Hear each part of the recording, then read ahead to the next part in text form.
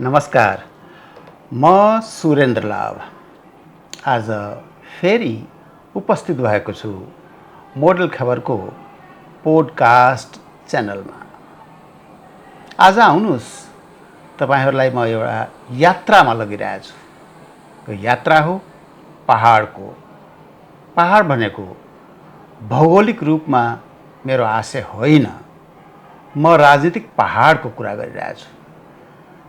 त्यस्तो पहाडको यात्रामा जहाँ एउटा सुगन्ध हराएको छ र त्यो सुगन्ध हो नैतिकताको सुगन्ध। अर्थात् आज हाम्रो देशको राजनीतिमा जुन नैतिकता हराएको छ, म त्यसको कुरा गर्न चाहन्छु। नैतिकताको विषय सबैको चासोको विषय बनेको छ। राजनीतिमा नैतिकता किन हराएको होला, कसरी हराएको होला, सबैले चासो लिइरहेछ। जबकि कुनै समयमा राजनीति भनेको एउटा धर्म थियो, राजनीति भनेको एउटा सेवा थियो, सत्यमा आधारित थियो। तर आज भनिराख्नु पर्दैन, सबैलाई थाहा छ कि राजनीति हाम्रो देशको आज लोभको राजनीति, आज गुटको राजनीति, आज झुटको राजनीति, आज घृणाको कारखाना बनिरहेको छ यो राजनीति। अब प्रश्न के उठ्छ भने के राजनीतिमा कहिले पनि नैतिकता थिएन अथवा अहिले आएर हरास हो अथवा सिचुएसन के छ? प्रायः हामीले सुन्ने के गरेका छौँ भने राजनीति भनेको यस्तै हो, राजनीति भनेको षड्यन्त्रै हो, राजनीति भनेको नैतिकता विहीनहरूको एउटा खेल हो, यस्तै कुराहरू सुन्नमा आइरहेछ। तर हामी एकचोटि स्मरण गरौँ, राजा जनकको पालोमा के नैतिकता थिएन? उनी त विदेय भयो नि त। राजा अशोकको उदाहरण आउँछ। जब युद्ध उनले आफ्नो आँखाबाट हेरे, अनुभव गरे अनि विरक्तिमा आए र नैतिकताको खोजीमा सारा जीवन व्यतीत गरे।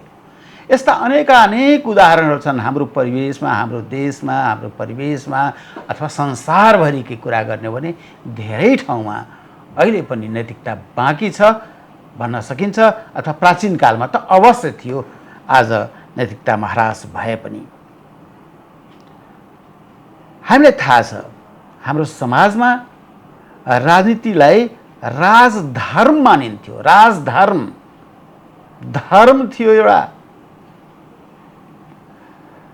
तर समय बदल्यो, बदलिँदै गयो र राजनीतिमा नैतिकता हराउँदै गएको अनुभूति हुन्छ। खास गरेर धेरै पुरानो कुरा त नगरौँ, नेपालको राजनीतिमा हेर्ने हो भने राणा शासनकै त्यहाँबाट हामी यदि प्रारम्भ गर्छौँ भने यो कुरा, त्यहाँबाट हामी के हेरिरहेछौँ भने कि राजनीतिमा नैतिकता भन्ने कुराको ह्रासकोले एउटा गति लियो भन्नुहोस्। त्यो गति बढ्दा बढ्दै अब त्यस्तै राणा शासनभरि नै हामी त्यो भोग्यौँ, पञ्चायतकालभरि नै भोग्यौँ र त्यसपछि 2046 को जुन परिवर्तन हो, देशमा प्रजातन्त्र आयो र अपेक्षा के गरेको थियो भने कि राजनीतिमा जे कुराहरू व्यथिति हामीले भोग्दै आएका छौँ, नेपालीले भोग्दै आएका छन्, त्यो व्यथितिको अन्त हुन्छ भन्ने कुराको एउटा अपेक्षा थियो। तर दुःखद कुरा, त्यो अपेक्षा पुरा भएन। पुनः 62-63 फेरि राजनीतिक परिवर्तन भयो देशमा, फेरि अपेक्षा बढ्यो।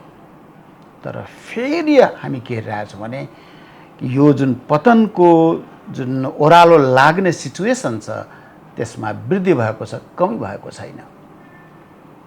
कुनै एउटा दलको कुरा के गर्ने, एउटा घटनाको कुरा पनि के गर्ने? दिनहुँ यस्ता घटना घटिरहेछ जहाँ हामीले के अनुभव गरिरहेछौँ भने कि देशको जुन राजनीति छ र राजनीतिको जुन आत्मा छ, त्यो भनेकै नैतिकता हो। यो नैतिकता हराउँदै गएको छ भने कसलाई के लाग्छ?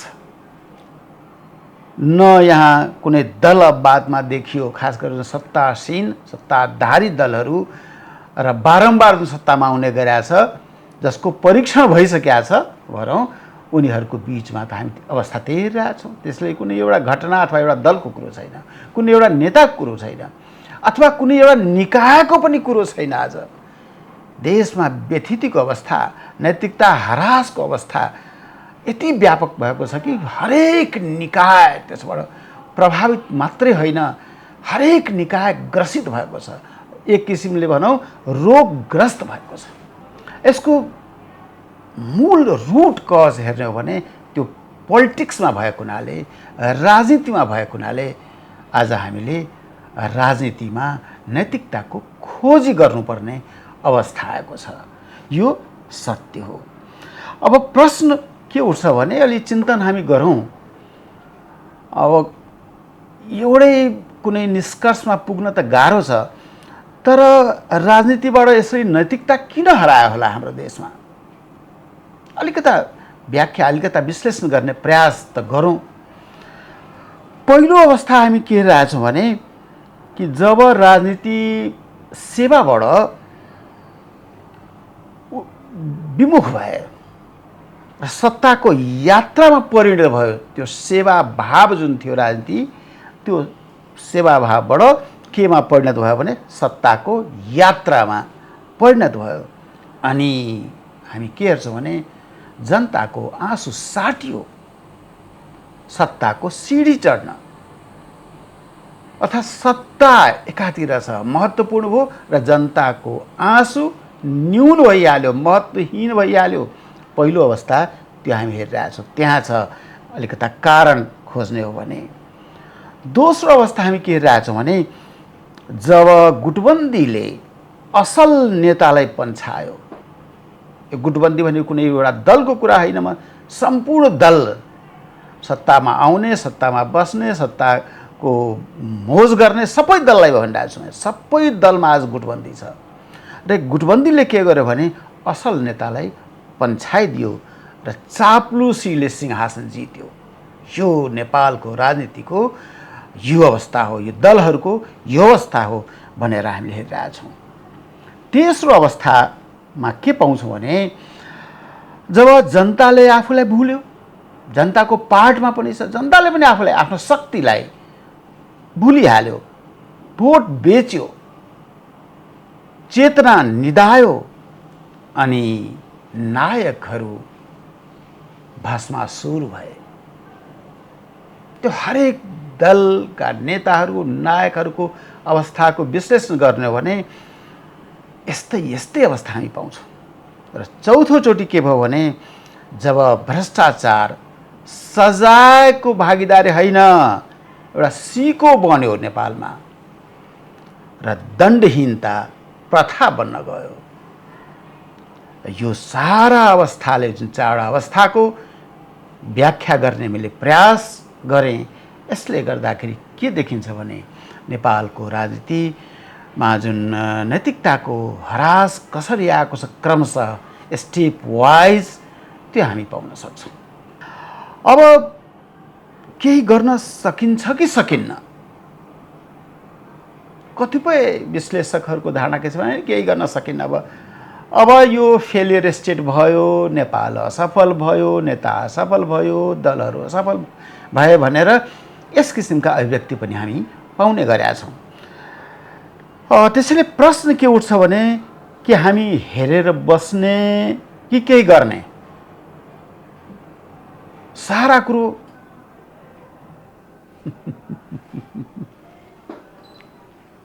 फेरि वेट हुन्छ। अब प्रश्न के उठ्छ भने कि हामी हेरेर बस्ने हो कि अथवा केही गर्ने कि अथवा केही गर्ने ठाउँ छैन भन्ने प्रश्न त जीवित छ नि। मेरो विनम्र मत के छ भने हामी केही गर्न सक्छौँ, सबै कुरा सकेको छैन।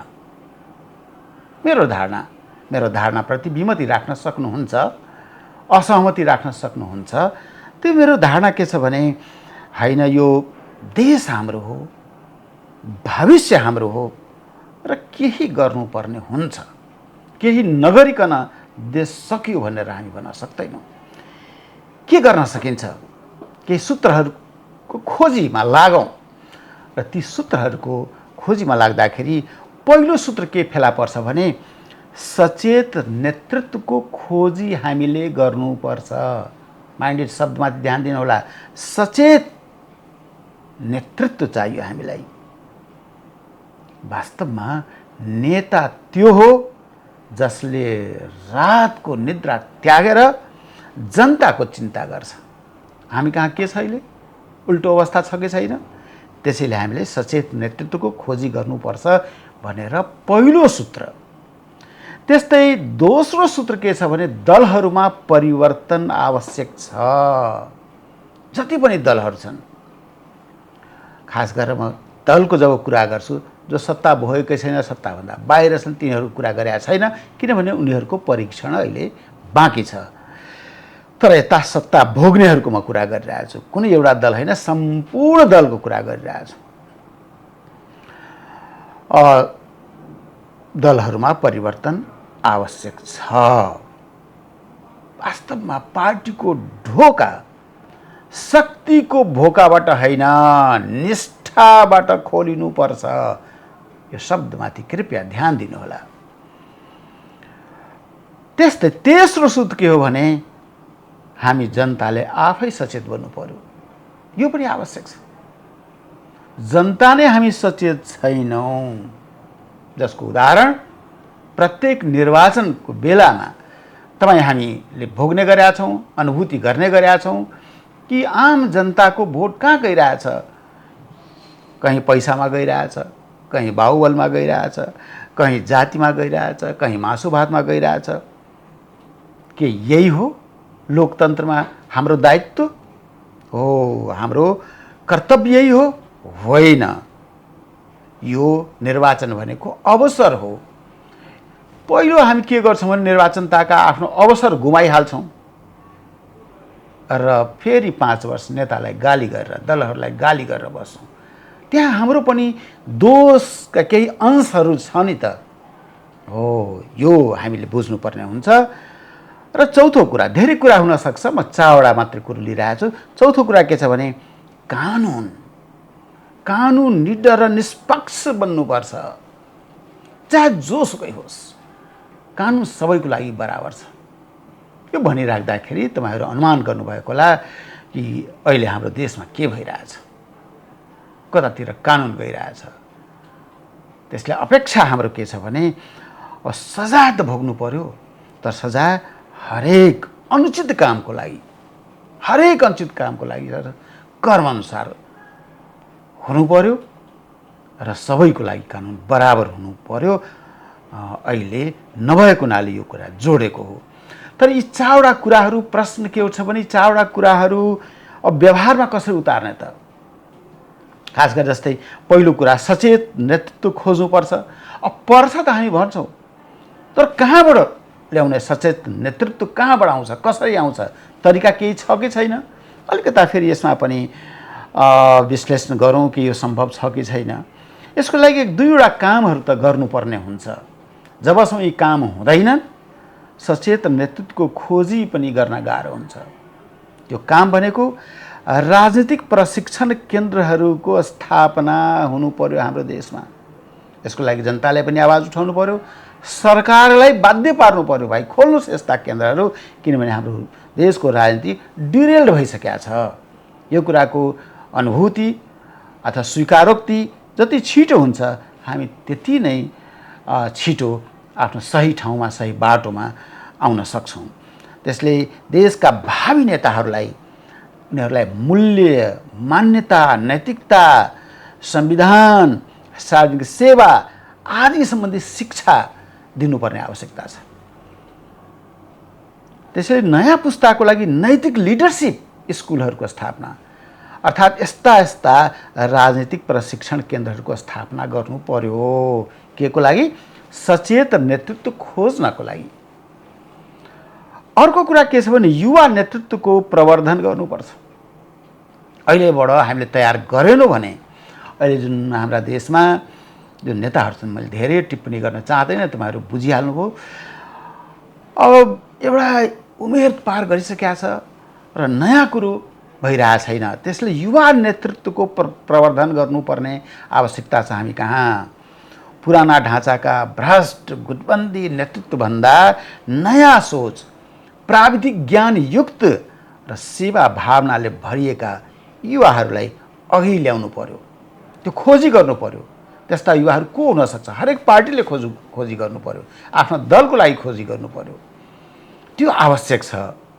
र तेस्रो कुरो, पार्टीभित्र लोकतान्त्रिक छनौट प्रणाली विकास गर्नुपर्छ। अब यहाँ दुःखद कुरा, यसको पनि व्याख्या गरिराख्नु परेन। सबैलाई थाहा छ कि पार्टीभित्र नै अहिले लोकतान्त्रिक छनौट प्रणाली छैन। उम्मेदवार चयन कार्यकर्ताद्वारा होइन, स्वतन्त्र प्राथमिक निर्वाचन प्रणाली प्राइमेरी इलेक्सनबाट हुनुपर्छ भनेर धेरै सुझावहरू आइरहेछ। मलाई पनि कता कता लागिरहेछ यो प्रक्रियाबाट पनि हामीले अगाडि बढ्नु पर्यो। त पहिलो कुराको लागि सचेत नेतृत्वको लागि यति 3टा बुँदाहरू राखेँ।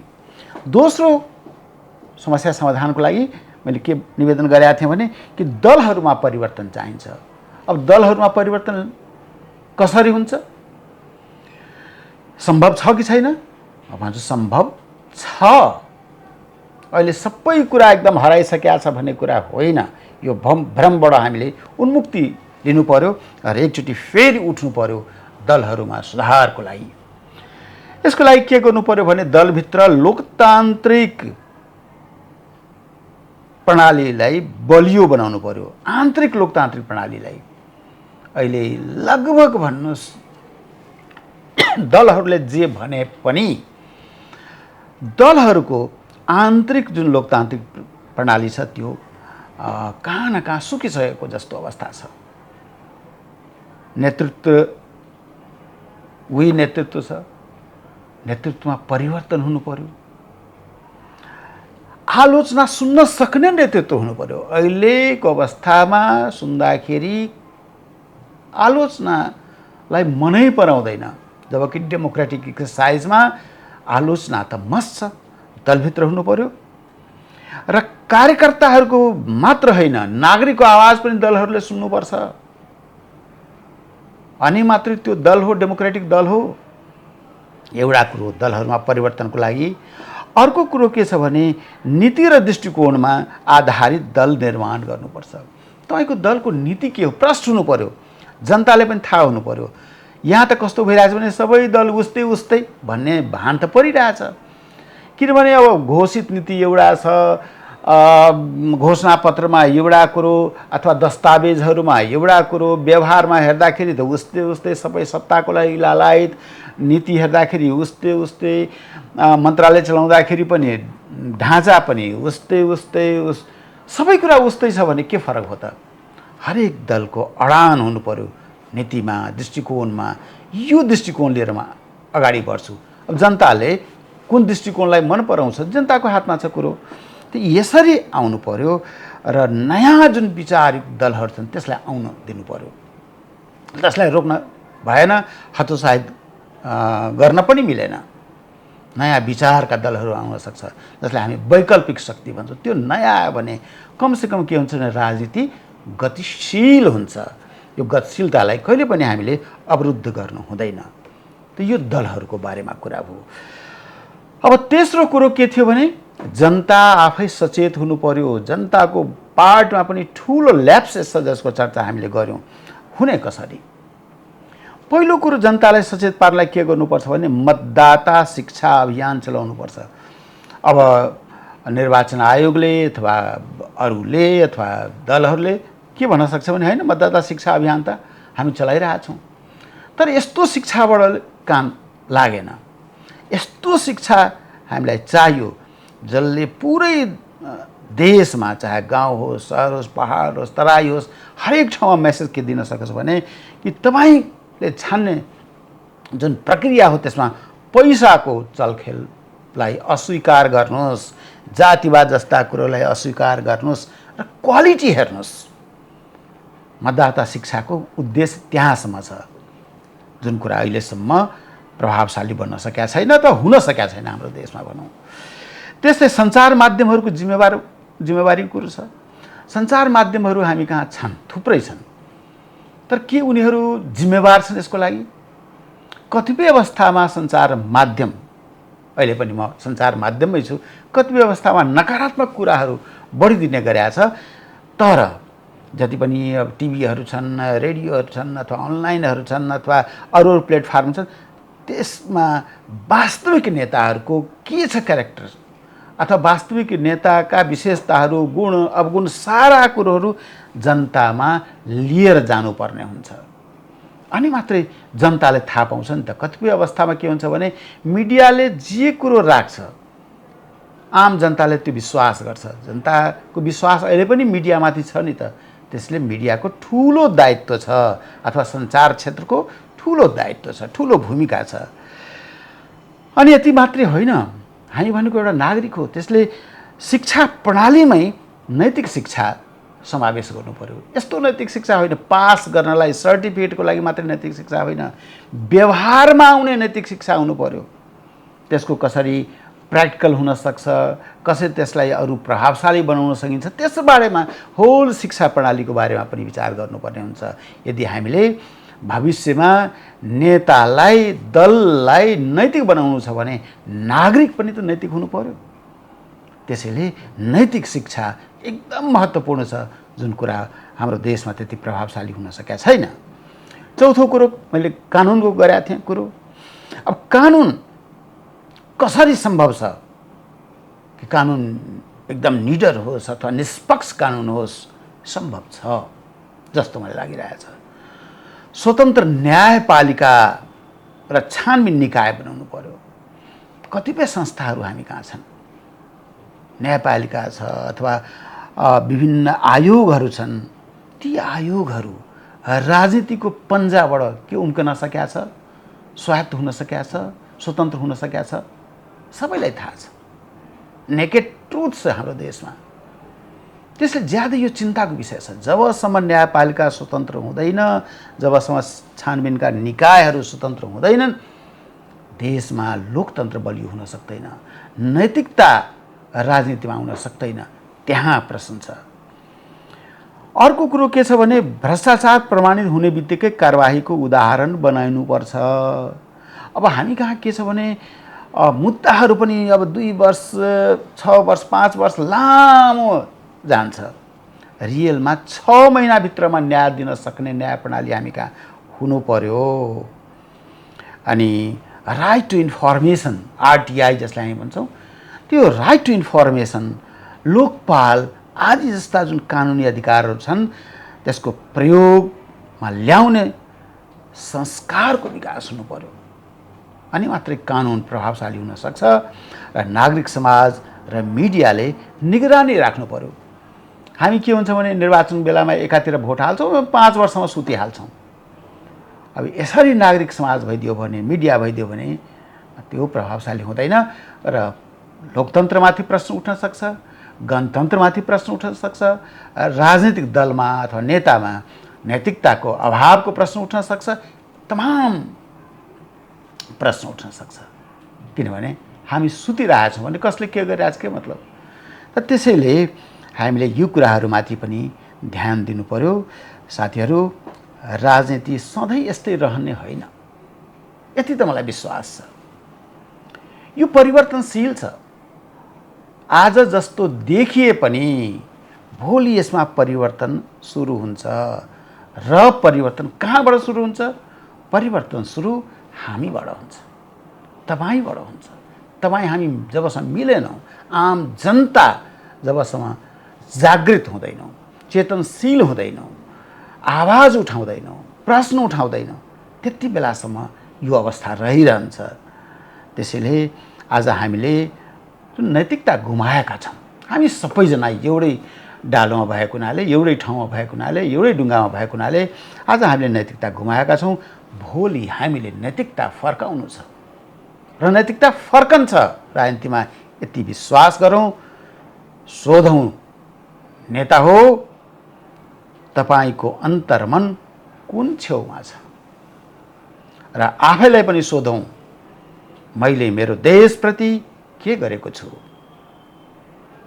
यसै सोचाइका साथ आजको पोडकास्ट यहीँ सकिन्छ। राजनीतिको हृदयमा फेरि आत्मा फर्कोस्, यही हाम्रो प्रार्थना हो। धन्यवाद।